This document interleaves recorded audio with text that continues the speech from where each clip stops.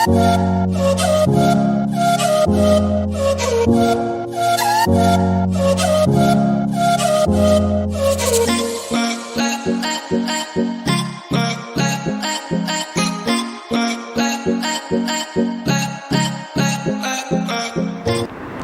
Friends, welcome back to online शिक्षण। मैं हूं आपके साथ अंजलि वालियान। सो गाइज, आज की क्लास में बहुत ही मज़ेदार ट्रिक के साथ याद करने वाले हैं मुग़ल बादशाह बाबर के द्वारा लड़े गए प्रमुख युद्ध के बारे में, और साथ साथ हम पूरा कॉन्सेप्ट समझेंगे कि आखिर इनकी जन्म से लेकर मृत्यु तक क्या क्या इन्होंने ऐसे काम किए या कौन कौन से ऐसे युद्ध लड़े जो कि आपके एग्ज़ाम की दृष्टि से अति महत्वपूर्ण है। उन सभी को भी हम ट्रिक के बाद डिस्कस करेंगे, और at the end of the video हम लगाने वाले हैं 15 से 20 क्वेश्चंस का टेस्ट, जो कि आपके एग्ज़ाम के पॉइंट ऑफ व्यू से अधिक महत्वपूर्ण है। यानी इस टॉपिक से जितने भी क्वेश्चंस आपके एग्ज़ाम में बन सकते हैं उन सभी को हमने लास्ट में एक सेशन रखा है क्वेश्चन आंसर का। तो आप आंसर दीजिएगा उनके क्वेश्चन के। सबसे पहले आप एक बार कॉन्सेप्ट समझ लीजिए, और सबसे पहले उससे भी हम बात कर रहे हैं ट्रिक की, तो हम वही समझते हैं, और आए दिन आपके एग्जाम में यहाँ से क्वेश्चंस बनते रहते हैं। चलिए शुरुआत करते हैं। सबसे पहले जानेंगे ट्रिक। अभी एक बार मैं बताने से पहले इसका थोड़ा ओवरव्यू आपको दे दूं कि आखिर लिखा क्या है। बात की गई है कि बाबर आया 26 में, यानी बाबर है मुग़ल बादशाह, वो आया 26 तारीख को। ठीक है, 26 तारीख में बाबर आया और आकर क्या किया, उसने पानी पिया। अगर आपके घर में कोई आता है सबसे पहले आप उससे पानी पूछोगे, ठीक है। तो 26 में बाबर आया तो उसने पानी पिया। अगले दिन यानी 27 में उसने खाना खाया।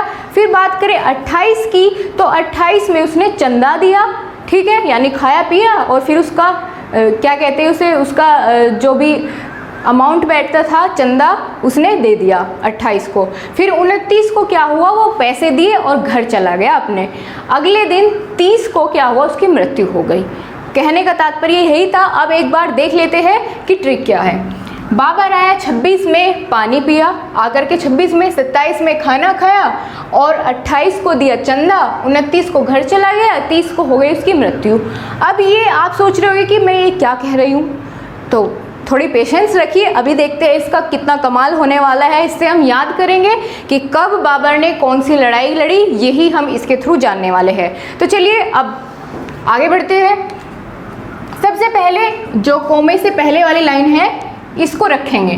क्या है कि 26 में बाबर आया और आकर क्या किया, पानी पिया।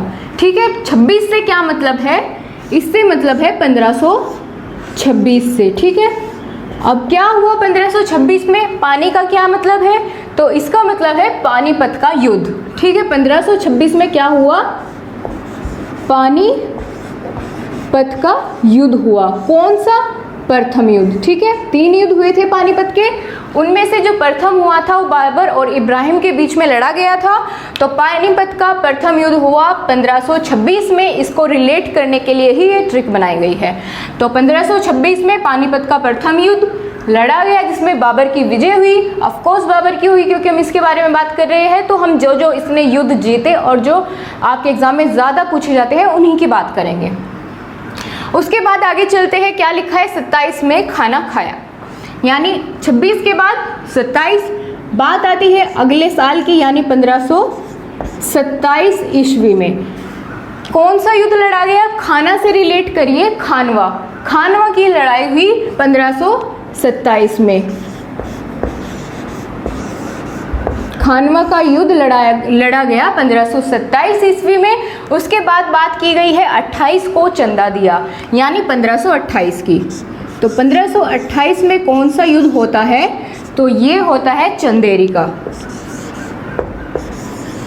चंदेरी की लड़ाई होती है 1528 में। उसके बाद बात करते हैं 29 को घर चला गया। घर से क्या डिनोट करेंगे, घाघरा का युद्ध। ठीक है, 1529 कौन सा युद्ध लड़ा गया, घाघरा का युद्ध। घाघरा का युद्ध लड़ा गया 1529 में, घर से डिनोट करा घाघरा। आगे क्या बात लिखी है, 30 को मृत्यु, यानी 1530 में क्या हो जाती है, इसकी मृत्यु हो जाती है। मुगल बादशाह बाबर की मृत्यु कब होती है, 1530 में। क्लियर हुआ आपको? 1530 में मृत्यु, 26 में क्या हुआ था? पानीपत का प्रथम युद्ध, 27 में खानवा का, 28 में चंदेरी का, 29 में घाघरा का और 1530 में हो जाती है मृत्यु।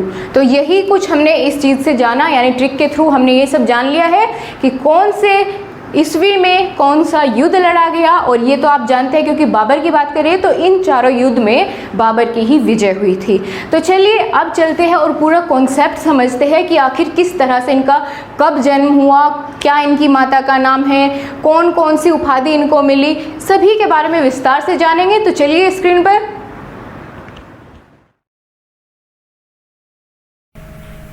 गाइस हमने ट्रिक से देख लिया है कौन कौन सा युद्ध कब हुआ और उसमें किसकी विजय हुई। तो अब हम पूरा डिटेल में पढ़ेंगे कि कौन से युद्ध में कौन विजय होता है, किसकी पराजय होती है और बाबर के संपूर्ण जीवन के बारे में जानेंगे। और लास्ट में आपके लिए क्वेश्चंस का सेट है तो उसको भी जरूर लगाना। तो चलिए शुरुआत करते हैं। सबसे पहले जानेंगे कि बाबर का जन्म कब हुआ था।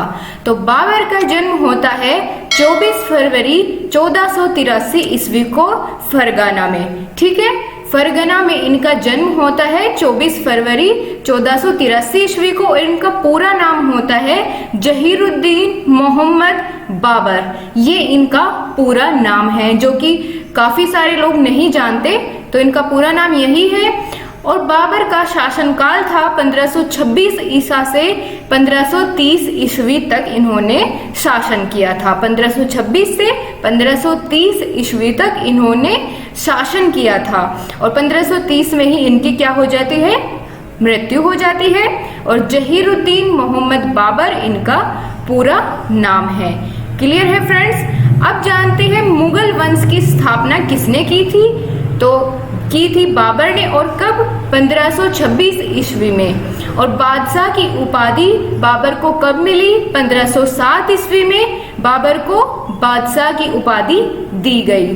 ठीक है फ्रेंड्स, अब चलिए बात करते हैं। बाबर की मातृभाषा चगताई भाषा थी, लेकिन फारसी में बाबर को महारत हासिल थी। उन्होंने चगताई में बाबर नामा के नाम से अपनी जीवनी लिखी थी, यानी अपनी आत्मकथा लिखी थी। और अपनी आत्मकथा बाबर नामे की रचना जैसे इन्होंने की थी, कौन सी लैंग्वेज में? चगताई भाषा में, जिसका अनुवाद जो है बाद में किया गया अब्दुल रहीम खान खाना के द्वारा। ये क्वेश्चन बहुत बार एग्जाम में पूछा जाता है कि बाबर नामे का अनुवाद किसने किया था? किया था अब्दुल रहीम खान खाना ने। समझ आया आप सभी को? और इनकी मातृभाषा क्या थी? चगताई थी। महारत हासिल थी इन्हें फारसी भाषा में और इन्होंने अपनी आत्मकथा लिखी बाबरनामा, जिसको तुजुक ए बाबरी के नाम से भी जानते हैं। बाबर द्वारा लड़े गए प्रमुख युद्ध कौन कौन से थे? सबसे पहले बात करेंगे पानीपत के प्रथम युद्ध की। तो 26 में पानी पिया, जैसे हमने अभी ट्रिक से जाना था वही बात है। तो 21 अप्रैल 1526 ईस्वी को इब्राहिम लोदी और बाबर के बीच में युद्ध हुआ था, पानीपत का प्रथम युद्ध, जिसमें बाबर की विजय हुई और इब्राहिम लोदी हार गए थे। ठीक है, कब होता है युद्ध? 21 अप्रैल 1526 ईस्वी में। उसके बाद होता है अगले साल यानी 1527 में 17 मार्च को खानवा का युद्ध। और 17 मार्च 1527 ईस्वी में राणा सांगा और बाबर के बीच में खानवा का युद्ध हुआ था। इसमें भी बाबर की ही विजय हुई थी। और खानवा के युद्ध में जब बाबर को विजय मिली तो उसके बाद इन्हें गाजी की उपाधि दे दी गई। अगला युद्ध फिर होता है 29 मार्च 1528 में चंदेरी का युद्ध, यानी 28 में चंदा दिया। इसमें मेदनी राय और बाबर के बीच में क्या हुआ था? युद्ध हुआ था, जिसमें बाबर की ही विजय हुई थी। चंदेरी का युद्ध 29 मार्च 1528 में। उसके बाद होता है घाघरा का युद्ध 6 मई 1529 ईस्वी में। 29 में क्या हुआ था? घर चले गए। ठीक है, 6 मई 1529 में अफगानों और बाबर के बीच, जिसमें बाबर की ही विजय हुई थी और अफगानों जिनके बीच में इनकी लड़ाई हुई थी तो वे हार गए थे और बाबर की ही विजय हुई थी। अब बात करते हैं बाबर की मृत्यु कब होती है। तो 1530 ईस्वी में 27 सितंबर को आगरा में बाबर की मृत्यु हो जाती है। अभी जैसे ये भी हमने ट्रिक से जाना था। और बाबर का उत्तराधिकारी कौन बनता है इनके बाद? बाबर का उत्तराधिकारी बनता है इनका सुपुत्र हुमायूं। इनके 5 बेटे थे। सो गाइज, आपने कॉन्सेप्ट बहुत अच्छे से अब पढ़ लिया है। अब चलिए बारी आती है क्वेश्चंस लगाने की। सबसे पहला क्वेश्चन आपके लिए यही है कि मुगल किसके वंश से संबंधित थे? तो किसके वंश से संबंधित थे? तुर्की के चगताई वंश से संबंधित थे मुगल। समझ आया आप सभी को? बाबर की आत्मकथा को किस नाम से जाना जाता है? बहुत अच्छे से मैंने आपको अभी एक्सप्लेन किया कि बाबर की आत्मकथा को किस नाम से जाना जाता है? बाबरनामा, यानी तुजुक ए बाबरी, जिसको बाबरनामा भी कहते हैं। किस नाम से जाना जाता है? तुजुक ए बाबरी। दोस्तों, बहुत ही ज्यादा बार ये क्वेश्चंस आपके एग्जाम में आ चुका है, सो वेरी इंपॉर्टेंट क्वेश्चन ये आपके लिए है। तो आत्मकथा वैसे कहते किसे है? जैसा हमने अभी बात की थी, आत्मकथा कहते हैं जो खुद के बारे में लिखते हैं, ठीक है, स्वयं की कथा, अपनी कथा होती है आत्मकथा। तो आत्मकथा का क्या नाम था बाबर की? तुजुक ए बाबरी या बाबरनामा। समझ आया आप सभी को? चलिए अब आपके लिए नेक्स्ट क्वेश्चन है, बाबर ने काबुल पर कब कब्जा किया? तो क्या आप जानते हैं कब किया? तो 1504 ईस्वी में बाबर ने काबुल पर कब्जा कर लिया था, ठीक है, 1504 ईस्वी में। अगला क्वेश्चन आपके लिए है, बाबर ने बादशाह की उपाधि कब धारण की? तो बाबर ने बादशाह की उपाधि धारण की थी 1507 ईस्वी में, ठीक है। आगे बात करते हैं, नेक्स्ट क्वेश्चन आपके लिए है, मुगल वंश की नींव किसने रखी थी? तो जैसा कि आप सभी जानते हैं, मुगल वंश के संस्थापक कौन थे? बाबर। तो इन्होंने ही मुगल वंश की नींव रखी थी। चलिए नेक्स्ट क्वेश्चन है, बाबर का पूरा नाम क्या था? वेरी इंपॉर्टेंट क्वेश्चन, क्या था बाबर का पूरा नाम? चलिए जल्दी से कमेंट बॉक्स में बताइए, इसका आंसर मैं आपको अभी नहीं दिखाने वाली। तो बाबर का पूरा नाम था जहीरुद्दीन बाबर, ठीक है।